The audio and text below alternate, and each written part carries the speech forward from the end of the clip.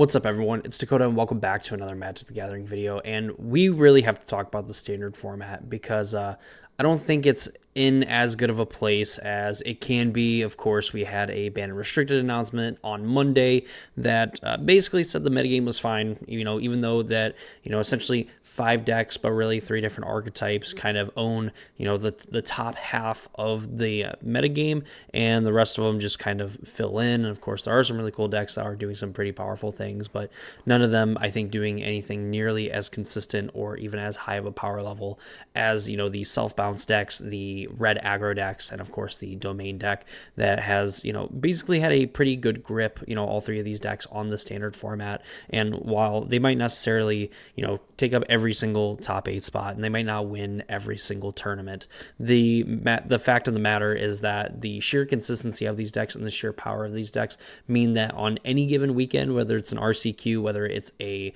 standard challenge, whether it's a bigger tournament, regional championship, whatever the case may be, they are always a threat to win the event, and they're always going to be held at a fairly high percentage of winning in those given tournaments. So we're going to talk about standard today. We're going to kind of go over my thought processes of, again, why I thought that the 3 cards that we had predicted in our video should have been banned rather than leaving them unbanned, and kind of what the standard metagame looks like, and honestly why things are kind of problematic and things need to change. Hopefully, maybe before the regional championships for standard, which are going to be taking place in about a month. But of course, before we get too deep into the video, if you're not already subscribed to the channel and you want to see more videos from me where we talk a lot about the standard and modern format, as well as some other longer form videos for your viewing pleasure, please consider subscribing and ring that notification bell so you know when those videos get posted. It's a free, easy way to support me and my content. And if you'd like to go even further with your support, you can go in the description down below. You can follow the link to my Discord server. You can go ahead and join over there,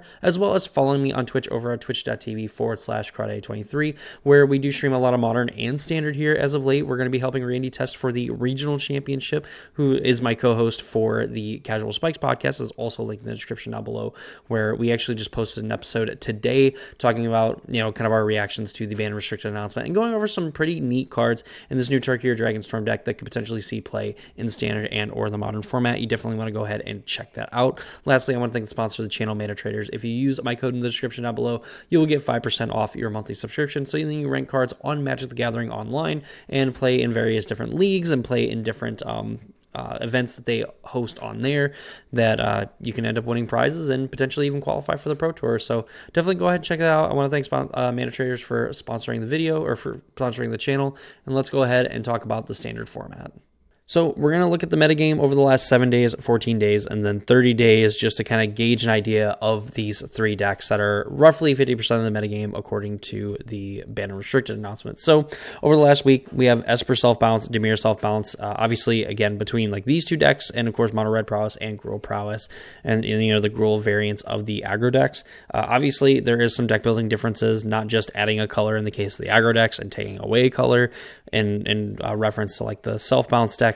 The ideas are still the same. You're still trying to do the mouse aggro package plus Monstrous Rage in both of the red strategies, plus also playing in varying amounts of burn / like Witch Stalker, things like that. Of course, Gruul Prowess we know is a little bit better of a deck against some of these like self-bounce decks, just because they are able to play a little bit better of a mid-range game plan. They're able to kind of get some card advantage of their own going, while also being able to apply pressure very quickly to some of the other decks. Personally, I've been really liking the mono red deck, but that's just me. But again, that's kind of like some philosophical differences that we're looking at here. But in terms of just percentage of these like very basic archetypes, the Cell Bounce archetype here has almost 30%, 18.6, 11.3. It's like 29.9%. So essentially 30.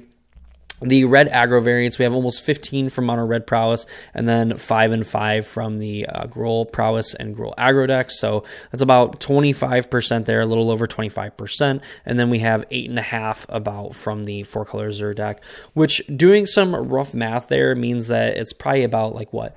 We have like almost 30 here, 25 here, that's 55 plus 8. It ends up being 63, 64% of the metagame. So almost 2/3 of the metagame are, essentially, 6 different decks, but there are 3 different archetypes. And, we have over half of the metagame being, either some kind of self-bounce deck or some kind of aggro deck, which aggro usually being good in the format is a healthy sign. I would say that if you have a really good aggro deck in your format, it usually keeps a lot of some of the other things in check here.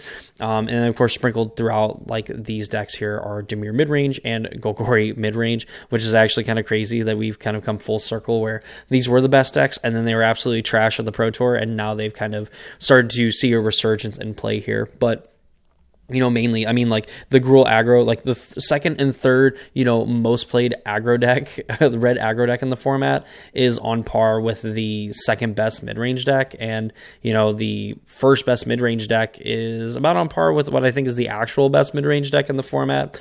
I think Dimir midrange just kind of gets the benefit of being a rather aggressive strategy that also gets to play a Kaito very early, which is really nice. And of course, I love kind of the play pattern of Dimir midrange, but like this is absolutely insane here that, we have two different decks that are like over 15% and one that's very close to 15%. And then essentially the second deck in this archetype is better than the next best non-self bounce like Dimir deck is absolutely insanity.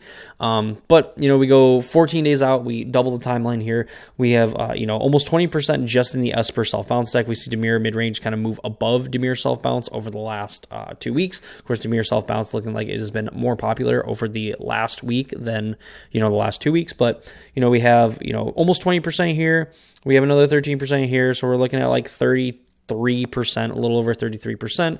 And then we have another 7% here, 40, 47%. And then here, 53, about 58% over the last 2 weeks in these archetypes here. And then, of course, the last 30 days here, we have like we'll say like 29%. It's almost 30% here, like 37% with this, and then 43%, and then 49%, and then Dimir self-bounce, a little less popular, seemingly getting more and more popular in the last coming weeks here. So about 50% when you kind of go by this, and with really Golgari midrange and Dimir midrange being the decks that are kind of holding down those spots in like the top 8 decks the top 8 most played decks in the format.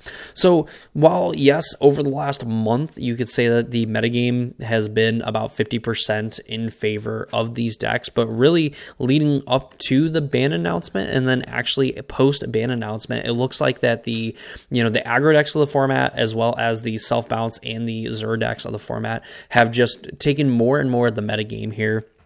And again, where I don't think it's necessarily enough to say that a deck is really good or that it wins, it means that it's too good for the format. It really is just kind of the consistency, and that's what you're going to find in Magic, especially in competitive terms, that if a deck is very consistent and it's really good and it's winning a lot, those are just the recipes for success. That's how you end up with kind of the best deck in the format. It's a deck that is going to perform on a consistent basis, that is going to win a lot, and it's going to end up converting a lot of the time as well. And, with the self-bounce decks, the aggro decks, and 4-color Zur. 4-color Zur maybe being the deck that's a little bit less consistent, because there's just going to be times where you play against the Gruul aggro decks and you get absolutely ran over. And there's going to be times against the Esper self-bounce deck that you're not able to kind of get a beanstalk going to kind of recoup some of the cards that you end up losing from the self-bounce deck and some of the tempo that you end up losing. Sometimes you don't draw Zur to kind of gain the life, against the aggro in the self-bounce deck, whatever the case may be. But like the point kind of still stands here that all these decks have cards that are just absolutely insane in the context of the format and just nullify most of the other strategies. Again, I think Dimir midrange, a deck that I really do enjoy playing, and something I really did enjoy playing in the early parts of the format when I was playing Jeskai Convoke, and midrange again being king, all the spot removal, I don't think lining up very well against a deck that tries to go wide. But the fact that you have, in that case, 3 different aggro decks ahead of, Jeskai, which is like towards like the bottom of the metagame here. You have like all these other like bank control, more domain, Esper Omniscience, Azorius Omniscience, Jeskai Oculus, Azorius Control. You have all these different like control decks, a few mid-range decks, and like 3 different aggro decks ahead of like this aggro deck that's theoretically should be good against some of these other mid-range decks, even to a point too against some of these like domain lists as well. Obviously, Zur plus gaining a billion life is not helping anybody beat the 4-color Zur deck. But again, I feel like my point still stands there that just having Monstrous Rage in your deck and being able to play this mouse package as well ends up being a recipe for success. And just about every variant of like red aggro that isn't Convoke is going to end up being towards like the top of the metagame, or at least being a threat to the metagame. As for self-bounce and the Dimir self-bounce deck, again in this graphic here, is pretty far down on the list, but anchoring that 8th spot there. These getting to use this town name big enough to just generate a card advantage in kind of the way that we don't necessarily think of card advantage, where it's not drawing cards, where you're not spending 1 card to then draw 2 cards and do something. You are just picking up spells that you've already played that you got your value out of, or potentially even resetting them. And also the fact that it has really good synergy with the card Storm Chaser's Talent, which is going to allow you to kind of pick back up the this town name big enough that then allows you to pick up the Storm Chaser's Talent, make another 1/1, potentially pick this up, and just keep this kind of loop going where it's like, okay, I'm going to spend 6-7 mana every turn to kind of do this, but I'm going to be able to pick up some of my other permanents. I'm going to be able to pick up my removal spells. I'm going to be able to pick up my token producers. I'm going to be able to just kind of protect my things. I'm going to be able to get to a point where I'm going to bounce your best thing, and then I'm going to bounce this, and then I'm going to be able to replay it, make another creature, and then eventually just kind of beat you down from there. It's just kind of this repetitive cycle, and honestly gets very, very annoying once you play it, once or twice, and then once you play it like for the 15,000th time, it gets old and it's very annoying. And then of course the domain decks are just these big aggro decks. There's times where even if you are the super hyper aggressive mono red prowess, gruel aggro, whatever the case may be, there's just times where they end up having all their removal and they just get to go beanstalk on 2 and you hit them for 4. Great. I'm going to then, just wipe your board. And then if your follow-up's pretty weak, I just get to Impending Overlord. I get to draw a card. I get to make a land token. I get to make another land drop. Still get to leave up Leyline Binding. And then from there, just make tokens, slam Zur, gain a bunch of life, make more tokens, whatever the case, and just absolutely grind you out of the game. It's just very hard to, for a lot of players, to kind of get into Standard, I believe. I think that, the format isn't necessarily expensive. I mean, like the self-bounce deck and the mono red decks and some of the other aggro variants are honestly reasonably priced, all things considered. It's just very hard to end up getting players like to play this kind of standard format when it revolves around, aggro decks having Monstrous Rage or being able to double strike their creature, and there's no real choice in Manifold Mouse. It's just always picking double strike because you have the threat of a Monstrous Rage. There's no point when, the Esper self-bounce deck is just going to make you discard a card, then it's going to kill your turn 2 threat, and then it's going to be able to pick it back up both of these things, and then make you discard a card, and then kill your next thing while also getting to pick those things up again, and then the next turn get to replay them, and then play another creature that's going to pick it up and replay it, and you've made your opponent lose 10, 12 life and discard 5 or 6 cards. There's no way that you're beating a mid-range deck that is just able to put that kind of pressure on you. And the fact that sure, you get to choose what card to discard, when you're discarding so many cards and that's happening over so many turns while you have to also play your lands, it gets really, really hard for mid-range decks to kind of grind out from that. Which is why I said that, the 4-color Zur deck really needs beans, and it needs to be able to play things and never really truly lose cards from its hand. Because even if self-bounce has those draws where they are able to pick up their Hopeless Nightmare 15 times, that you're able to draw as many cards to kind of combat that while also adding to your board to kind of put pressure on them to close out the game while also doing this. And then, of course, domain, again, just there's times where, it gets to be I don't even know what to even say, because there's just times where this deck literally just gets to grab the board game, throw it off of the table, swallow both of the game pieces, and say it wins. That's just what the 4-color deck gets to do. And arguably, the least popular now, even though it was, the finals, it was a mirror match in the finals, 3 in the top 4 of Pro Tour Aether Drift, that this card is probably the least popular of the big 3.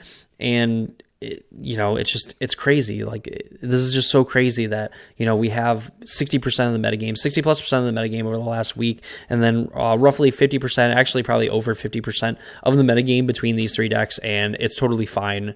All the other strategies are totally okay, and I completely blame the Dimir and Golgari mid-range players because they should have just stayed home, let the metagame be miserable, and then have Wizards make a change where we could have seen combat be a little bit better without Monstrous Rage being around. We could have seen the mid-range decks get a little bit weaker, and potentially even Dimir and Golgari kind of rise back into prominence with the banning of like this town ain't big enough and up the beanstalk to kind of disincentivize these 4 and 5 color piles from the Zur side from just getting to draw a ton of cards and make a ton of land tokens and just be able to cast their things with impending, and then Zur is just going to make them into creatures anyway and do crazy things. It's going to be a little bit harder for them.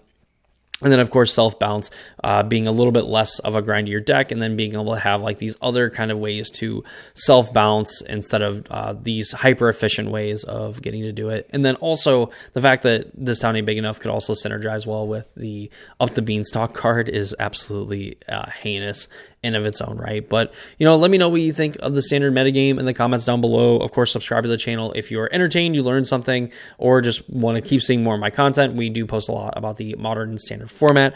We are going to hopefully have some kind of special video going up on Saturday or Sunday, so be on the lookout for that, as well as, following me on Twitch to know when we go live. I'm going to try streaming at least a few days during this weekend, so definitely check that out. And yeah, that's going to do it from this video. Hope you all enjoyed it, and I hope to see you all in the next one.